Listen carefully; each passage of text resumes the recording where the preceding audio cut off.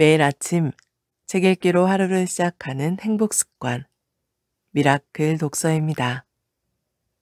오늘 함께 읽어볼 책은 뉴욕 주민의 진짜 미국식 주식 투자, 월스트리트 트레이더에게 배우는 실전 투자의 정석, 뉴욕 주민 지음 비즈니스 북스에서 펴낸 책입니다.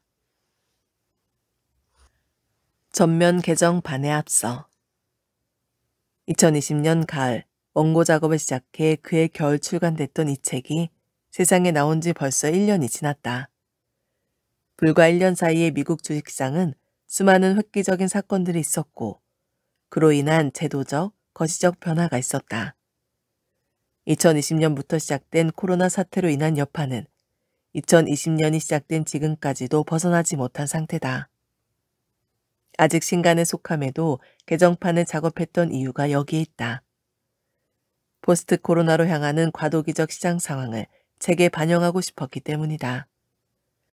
미국 주식시장에 대한 기본적이고도 폭넓은 지식을 전하고자 집필을 시작했던 초심을 다시 떠올리면서 말이다.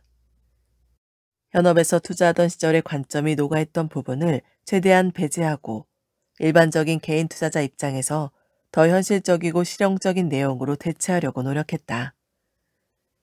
감사하게도 초판을 읽은 수많은 독자가 피드백을 주었고 이를 최대한 반영해 실제 트레이딩과 관련된 현실적인 전략과 사례들을 추가로 실었다.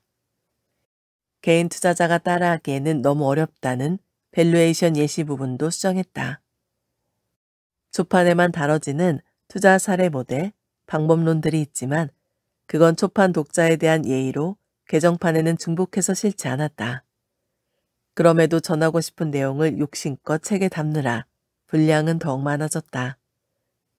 물론 이 책이 전달하고자 하는 메시지, 즉 미국 주식시장의 이해와 기업 공시를 기본으로 하는 투자 원칙에는 변함이 없다.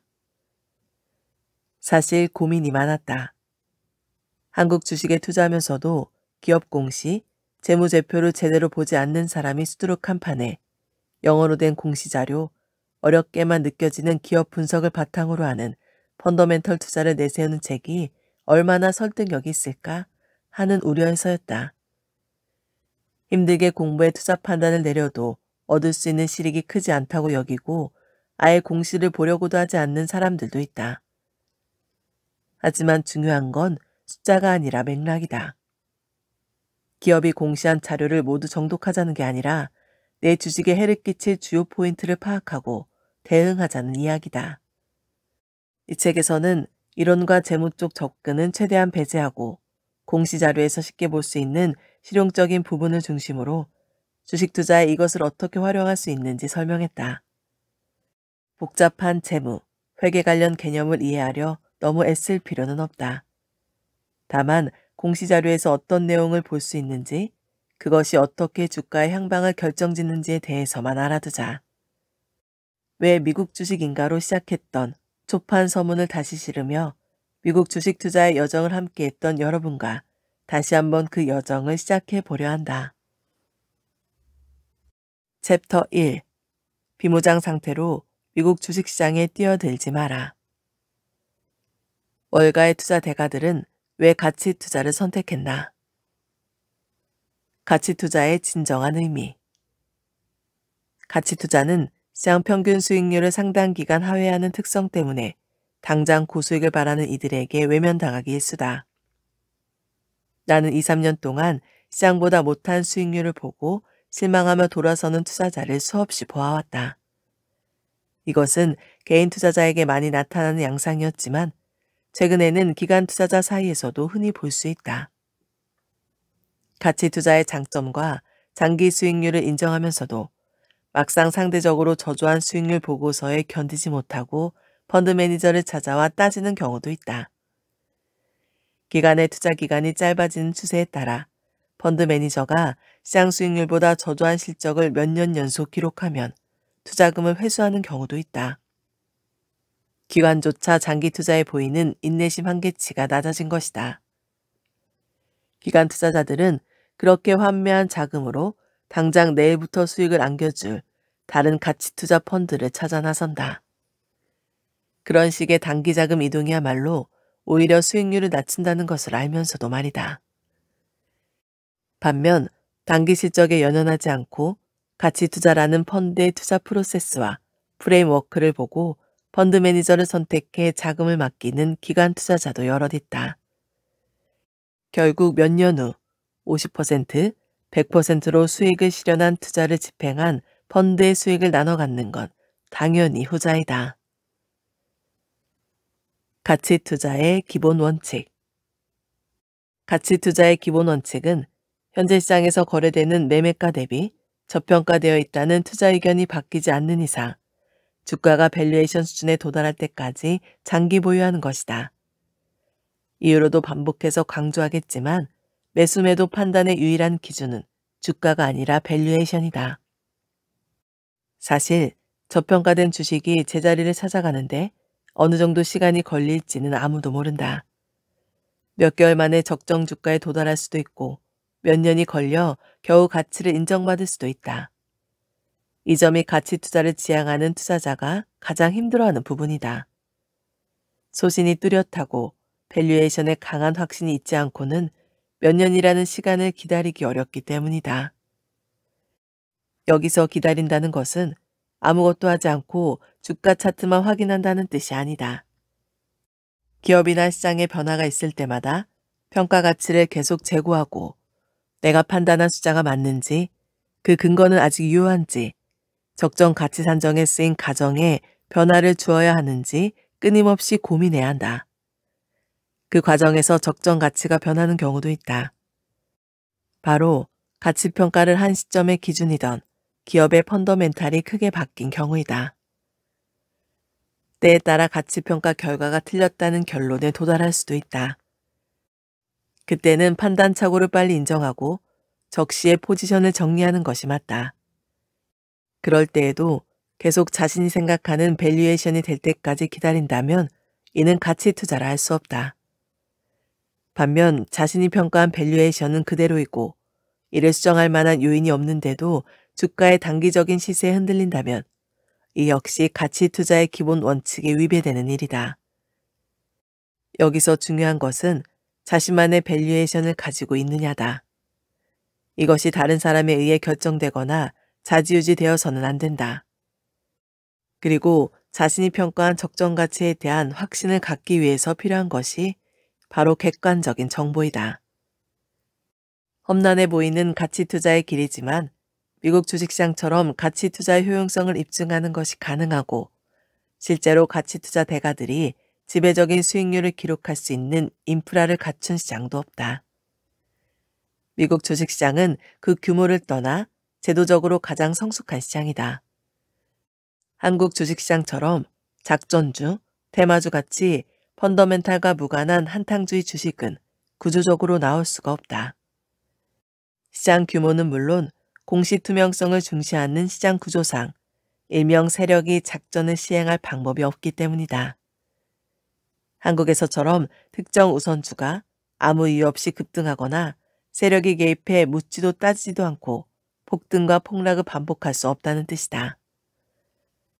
미국 주식은 기업의 펀더멘털이 통하고 밸류에이션이 실제로 주가를 움직이는, 즉 가치 투자자의 펀더멘털 분석과 매매 판단으로 합리적인 수익을 실현할 수 있는 이상적인 시장이다. 이것이 워런 버핏, 찰리 먼거 같은 가치 투자자가 몇십 년째 미국 투자 업계에서 압도적 수익률과 영향력을 유지하는 이유이다. 가치 투자는 미국인의 투자 DNA가 아니라 미국 금융당국과 기업 집단, 주주가 구축한 제도의 산물이다. 챕터 2. 사례로 보는 미국 기업 공시의 모든 것. 내부자의 주식거래 내역에서 배울 것. 미국 공시에는 카더라는 없다. 주식에서는 모든 것이 정보 싸움이다. 어디서 어떤 정보를 얻느냐가 관건이고 그것도 다른 사람보다 빨리 알아야 한다. 정보 접근성과 정보 획득 속도 면에서 개인이 기간을 따라잡기란 불가능하다. 그래서인지 사람들은 주식시장 뒤편에서 다양한 루머를 대량 생산하곤 한다. 대량 지분을 보유한 M&A 세력이 이탈할 조짐이 보이니 하루빨리 매도하라. 주요 임원이 아무도 모르게 지분을 정리하는 것 같다 등 이들은 출처를 알 수 없는 정보나 아무 연관도 없는 내용을 근거라고 내세우며 정보 접근성이 낮은 개인 투자자의 마음을 뒤흔든다. 한국이나 다른 국가 증시에서는 이런 식의 루머 돌림이 통할지도 모른다. 하지만 미국 주식시장에서는 어림도 없다. 물론 미국에도 기관과 개인의 정보 접근성이나 퀄리티 차이는 엄연히 존재한다. 그에 따른 시간적 딜레이는 있을지언정 정보 투명성만큼은 제도로 보호하고 있다. 기관이든 개인이든 시장 참여자라면 누구나 실시간으로 알 수 있는 몇 가지 정보가 있는데 그중 하나가 내부자의 지분 매매이다. 애초에 미국 공시 시스템에서는 세력이 이탈할 조짐이라거나 아무도 모르게 지분을 정리라는 말 자체가 성립할 수 없다. 기업의 내부자가 자사주를 매수 혹은 매도하고 있는지는 때로 중요한 정보이다. 간혹 그들의 매매 현황이 주가 방향을 시그널링 해주기 때문이다. 일단 경영권을 쥔 내부 외부 주체는 실질 소유자로 등재하는 순간 증권거래법상 SEC의 엄격한 감시를 받는다. 따라서 모든 지분 거래 내역을 SEC의 보고서 형태로 제출해야 한다. 이것은 기업의 인사이더로서 주요 미공개 정보를 보유한 사람들이 내부자 위치를 이용해 주식을 매매하고 이득을 취하는 행위를 차단하기 위한, 즉 내부자 거래를 사전에 방지하기 위한 미국의 증권거래법이다. 이에 해당하는 공시자료가 바로 폼 3, 폼 4, 그리고 폼 5다. 우선 폼 3는 인사이더가 처음 지분을 획득했을 때 공개하는 자료로 지분율 최초 공시라고도 한다. 실제로 자사주 지분을 보유하지 않았어도 지분 유무와 관계없이 기업 인사이더로 등재하는 순간 10일 이내에 반드시 공시해야 하는 보고서이다. 폼 3 보고가 의무인 기업 관계자는 다음과 같다. 기업 임원들, 기업 이사회 전원, 발행 주식 총수의 10% 이상을 보유한 실제 소유자, 기업의 주요 관계자, 10% 이상 지분 보유자나 IR 등 기업 홍보를 위해 내부자 정보를 알고 있는 사람, 주식 발행 관련사, 기업의 전략 재무 자문회사. 내부자가 주식을 팔거나 샀다면, 폼 3 보고서가 최초의 지분율 공시라면, 폼 4 보고서는 이후 주식 보유 현황에 변화가 생겼을 때 공시하는 지분 변동 업데이트 버전이다. 정식 명칭은 내부자의 실제 소유 지분 변경 사항 보고이다. 보유 지분 변경 요인이 되는 주식 매매를 기준으로 이 거래일 이내에 반드시 SEC에 제출해야 한다. 폼 4 보고서를 적시에 제대로 공시하지 않으면 민형사상 처벌을 받는다. 마지막으로 폼 5 공시가 있는데 정식 명칭은 내부자의 보유 지분 변경 연관 보고서이다. 이것은 해당 연도 보유 지분의 변경 사항과 최종 지분 사항을 정리한 것으로 회계 연도가 끝나고 45일 이내에 반드시 공시해야 한다. 이와 같이 미국 공시 체제는 지분 청산이나 주주 명부에서 비밀리에 이탈하는 일은 애초에 불가능하게 설계되어 있다. 특히 내부자 거래 내역 공시를 볼 때는 내부자의 주식 추가 매수는 좋고 보유 주식 매도는 나쁘다 라고 단편적으로 해석해서는 안 된다. 왜 매수했고 왜 매도했는지 그 의도가 더 중요하기 때문이다. 단지 스톡 옵션을 일부 행사하기 위한 매도일 수도 있고 회사 경영에 문제가 있다고 판단해 내부자가 정보를 입수해 미리 매도하는 경우도 있다. 후자는 주가의 약재이며 투자자에게 매도 시점을 알리는 케이스다. 내부자의 지분 상황과 변경 의도까지 알려면 기업의 전체 상황과 최근 공시 자료의 행간을 읽어내야 한다. 폼 3, 4, 5 같은 공시 자료를 참고하되 이를 독립된 정보로 인식하지 말고 기업을 전체적으로 이해해 투자 판단을 내리도록 하자. 챕터 4. 미국 주식 특수 상황별 체크리스트. 미국 주식 분할의 오해와 진실. 큰 조각을 잘라서 파는 것일 뿐. 피자 한 판을 주문해 친구들과 나눠 먹기 위해 6조각으로 잘린 피자를 더 잘라 12조각으로 만든다면 어떨까? 여기서 달라진 것은 무엇일까? 6조각 피자가 12조각으로 잘려도 먹을 수 있는 피자의 총량은 달라지지 않는다. 피자 자체가 더 생긴 것은 아니기 때문이다. 한 사람당 먹는 양에도 변화가 없다.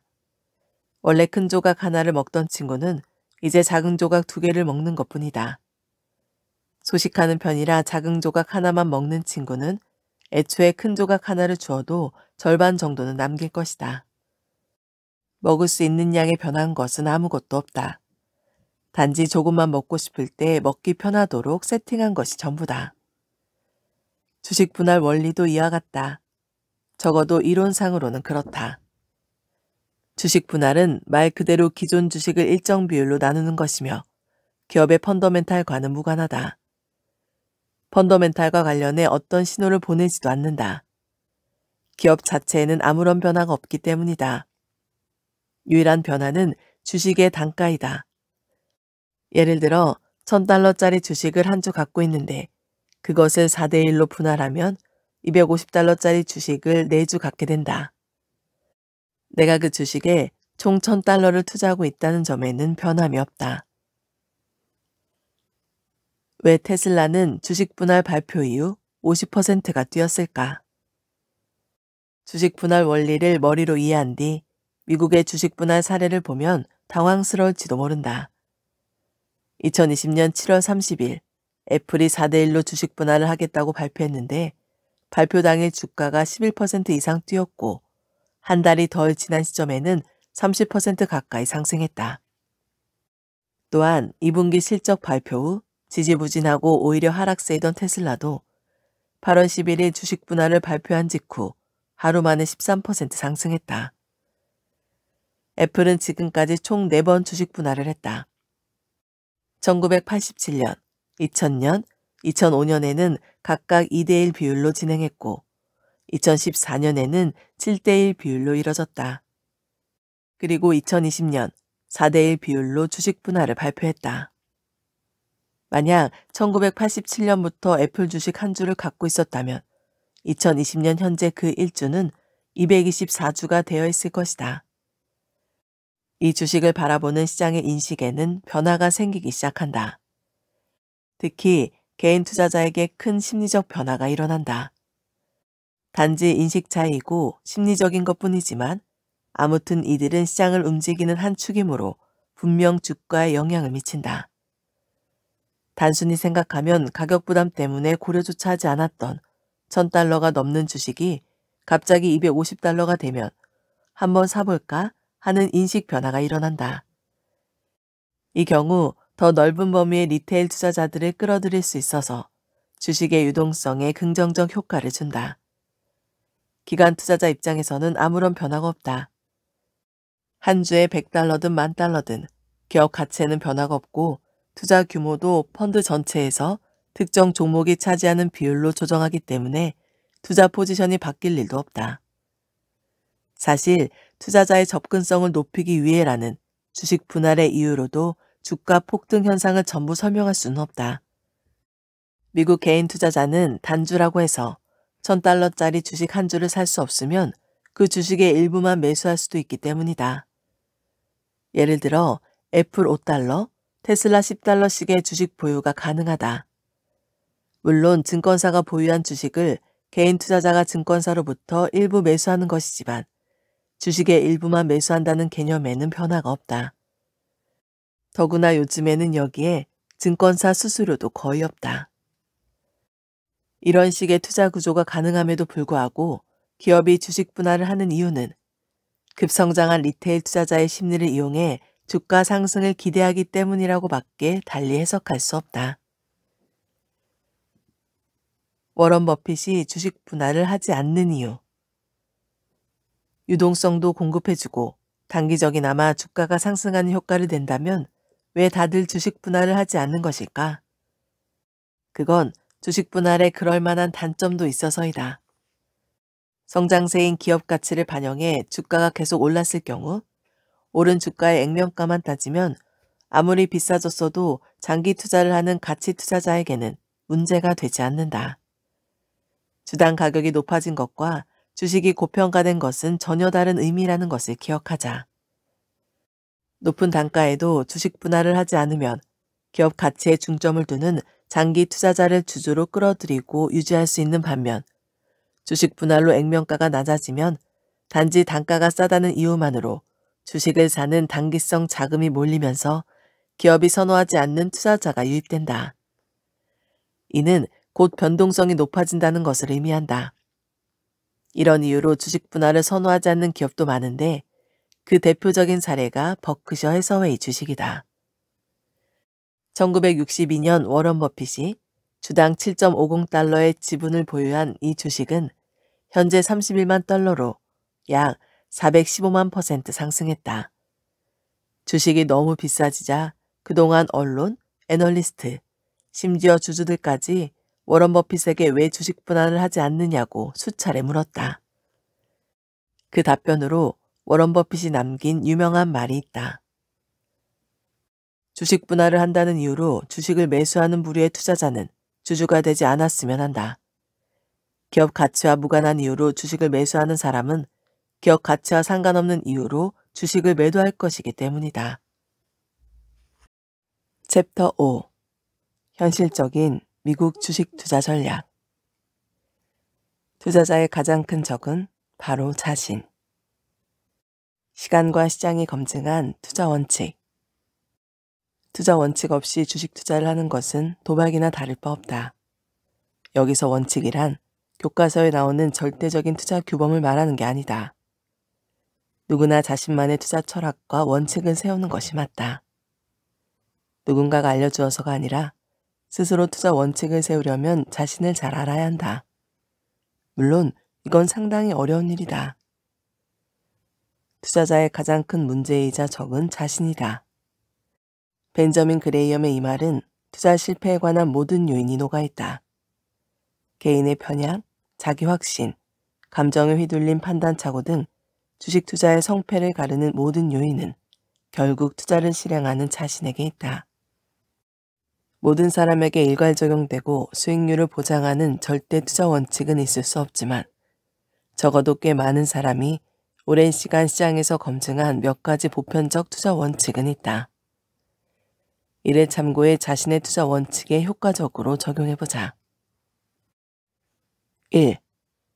고위험 고수익에 내포된 위험성과 보상 체계를 정확히 이해하고 수익 실현과 손절매 기준을 세운다. 언제 팔지 모르겠다는 사람들은 자신이 애초에 왜 샀는지도 잘 모르는 경우가 많다. 2. 투자 기간이 길수록 자산 수익률 리스크는 낮아진다. 3. 정액 분할 투자를 한다. 4. 포트폴리오 조정으로 리스크를 낮추고 수익률을 높인다. 5. 투자 원칙을 지킨다. 반드시. 너무 뻔한 말 같은가? 아이러니하게도 투자 전문가도 지키기 힘들어한다. 첫 번째 원칙은 가장 쉽고 단순하지만 의외로 잘못 이해하고 있는 사람이 많다. 자산의 기대 수익률이 높을수록 투자 위험도는 높아진다. 문제는 이 리스크 보상 체계를 역으로 해석할 때 생긴다. 고위험 자산, 변동성이 크고 리스크가 높은 주식에 투자한다고 반드시 고수익을 보장받는 것은 아니다. 고위험 투자는 높은 수익률로 이어질 수도 있고 낮은 수익률 혹은 원금 손실로 이어질 수도 있다. 그래서 고위험 자산이다. 세상에 공짜 점심은 없다는 말을 기억하자. 만약 어느 정도 높은 리스크를 감수하고 고위험 성장주에만 집중하는 ETF나 개별 종목에 투자했다면 그 리스크에 따른 결과값을 이해하고 손실 기준점을 확립해야 한다. 단기간 큰 수익률을 안겨줄 수 있으나 급락할 경우 어느 정도까지 손실을 감당할 수 있는지 손절매 기준을 미리 계획해야 막상 그 상황에 닥쳐도 감정에 휘둘리지 않고 의연하게 대처할 수 있다. 두 번째는 장기 투자 원칙이다. 투자 기간이 길수록 전체 가격 변동성이 낮아지므로 수익률 리스크 또한 낮아진다. 이는 통계학적으로 변동량이 적어진다고 한다. 사견이지만 개인 투자자가 가장 지키기 힘든 것이 장기 보유 원칙이 아닐까? 다른 금융자산도 마찬가지지만 특히 주식 투자는 장기 보유하며 하락세든 상승세든 관계없이 조기 투자 전략, 투자 판단을 고수하는 것만으로도 리스크를 상당 수준 제거할 수 있다. 이것이야말로 개인 투자자가 기간을 따라잡는 혹은 이기는 방법이다. 개인이 복잡한 금융상품 활용 없이 해치 효과를 보는 전략이기도 하다. 현실을 보자면 단기간 많이 오른 주식을 매도해 수익을 실현하거나 갑자기 하락하는 주식이 불안해서 혹은 어설프게 매도하고 싶어서 섣불리 매도하는 경우가 많다. 그런 다음 많이 올랐다고 생각한 주식이 매도 이후 꾸준히 추가 상승하거나 일정 기간 하락세이던 주식이 곧 회복해 장기적으로 고수익 종목이 되면 후회한다. 장기 투자를 하겠다면서 왜 3개월째 나타난 급락을 버티지 못하고 1년도 되지 않은 시점에 스스로 생각하기에 오를 만큼 오른 주식을 매도하는 걸까? 그건 펀더멘탈 변화도 개인적인 현금 필요성도 아닌 오로지 가격 변동성만 보고 감정적으로 판단한 행위의 대가다. 단기 수익에 연연한다는 것은 곧 투자 수익성이 아닌 주가 변동성에 휘둘린다는 뜻이다. 주식 투자의 최대의 적은 감정이다. 감정의 의존한 매매 때문에 치르지 않아도 될 비용까지 지불하는 경우가 얼마나 많은가. 변동성에 대응하는 포트폴리오 원칙. 세 번째는 변동성을 최소화하는 효과적인 투자 전략이다. 즉, 특정 포지션에서 한 번에 매수하지 않고 투자 사이클 내내 정기적인 금액을 매수해 평균 단가를 낮추는 방법이다. 특히 이것은 변동성이 높은 시기에 기계적인 매매를 함으로써 감정적인 매매를 방지한다. 다음 그래프는 지난 10년간 S&P 500 지수와 시장 변동성을 나타내는 빅스 지수를 보여준다. 두 지수 사이의 갭이 가장 큰 구간은 역대 버블 붕괴 이후 찾아온 큰 폭락장이다. 이런 폭락장에서 시장 최저점, 바로 이전의 최고점, 혹은 회복 장기 초기 같은 시장 타이밍을 미리 예측할 수 있는 사람은 아무도 없다. 시장 사이클을 기반으로 하는 저점 매수, 고점 매도는 애초에 불가능하다. 그러나 분할 투자 원칙을 지키면 매수 매도의 의사결정 필요성을 제거해주므로 갑자기 찾아오는 변동성과 불확실함 속에서도 포트폴리오를 키워갈 수 있다. 장기 투자라는 가정하에 투자기간 전체를 두고 봤을 때 평균 매수 가격은 저가 매수가 되고 평균 매도가는 고가 매도가 되도록 하는 것이 정액 분할 투자의 특장점이다. 예를 들어 A기업 주식을 전체 주식 포트폴리오의 5% 비중으로 하고 싶다면 저점이다 싶은 타이밍에 한꺼번에 물량을 전부 매수하는 것이 아니라 이번 주에 $1,000, 다음 주에 추가로 $1,000만큼 매수하면서 목표 비중까지 기계적으로 매수하는 식이다. 오늘 매수한 가격이 지난주에 매수한 가격보다 더 상승하면 아깝지 않느냐고? 두 달 후에 매수하는 가격이 지난주보다 30% 하락할 수도 있다. 매도 전략도 마찬가지다. 한 번에 수익을 실현하려 하지 말고 일정 기간 동안 분량을 조금씩 매도해 평균 매도 가격이 특정 순간의 매도 가격보다 높아질 확률을 키우는 것이다. 네 번째는 포트폴리오 조정 효과를 최대한 유리하게 이용하는 전략이다. 기관에서는 이를 리밸런싱이라고 하는데 가령 포트폴리오가 주식 60%, 채권 30%, 금 10%라면 분기마다 그 비율을 유지하도록 투자금을 조정한다는 뜻이다. 만약 해당 분기에 주식이 급상승해 포트폴리오의 주식 비중이 80%까지 증가했다면 원래 목표로 한 배분 비율에 따라 주식 물량 20%를 청산해 채권과 금에 각각 재분배하는 식이다. 매 분기 말에 시장 전체적으로 포트폴리오 리밸런싱이 이루어지면서 주가 조정이 이루어지는 경향이 있다. 주로 연기금이나 뮤추얼 펀드, 보험회사의 자산운용사 등의 패시브 펀드들이 리밸런싱을 한다. 이들에게는 내부적으로 자산 배분에 대한 가이드라인이 있어서 그에 맞춰서 포트폴리오를 운영해야 하기 때문이다. 그에 비해 헤지펀드 같은 액티브 펀드는 특별한 제약이 없고 포트폴리오 변동에 대해서는 수시로 조정하며 자산 비율이 아닌 헤지 포지션으로 방어하기 때문에 리밸런싱을 할 필요가 없다. 개인 투자자 관점에서 유용한 포인트는 주기적으로 있는 리밸런싱 시점에 주로 대규모 매도세가 있으니 그러한 가격 변동성이 있을 것을 미리 감안하는 것이다. 일시적인 변동성이니 매매 필요성에 대해서 다시 한번 생각해 볼 수도 있지만 만약 더 적극적인 대응을 하고 단기적으로라도 수익을 내고 싶으면 리밸런싱 기간에 시장 ETF에 대한 풋과 콜 옵션을 적절히 사용하는 방법도 있다. 다만 리밸런싱 기간의 주가 방향이 역행하는 경우도 있으니 이런 흐름을 제대로 읽을 수 있을 때 단기 매매 전략으로 이용하도록 하자. 포트폴리오 조정 원칙을 잘 적용하면 과열된 자산으로 조정장이 오기 전에 자동 수익 실현이 가능하고 서로 반대 방향으로 움직이는 다른 자산의 재분배함으로써 시장 상황이 어떻게 변해도 방어순의 수익률을 유지할 수 있다. 특정 자산 배분 전략과 비중을 반드시 유지하는 기간이 필수적으로 행하는 이 원칙을 개인 투자자가 적용하지 않을 이유는 없다. 자산군별 조정이 아니어도 포트폴리오 조정은 가능하다. 만약 포트폴리오가 주식 100%일지라도 그 안에서 각기 다른 섹터, 가치주나 성장주 등의 구분에 따라 배분 원칙이 있으면 충분히 적용할 수 있다. 핵심은 시장 흐름대로 따라가며 관망하다가 실제로 조정장이 발생했을 때 갑자기 대응하려다 더 큰 손실을 입는 사태를 방지하고 원칙적으로 움직여 리스크를 최소화하는 데 있다.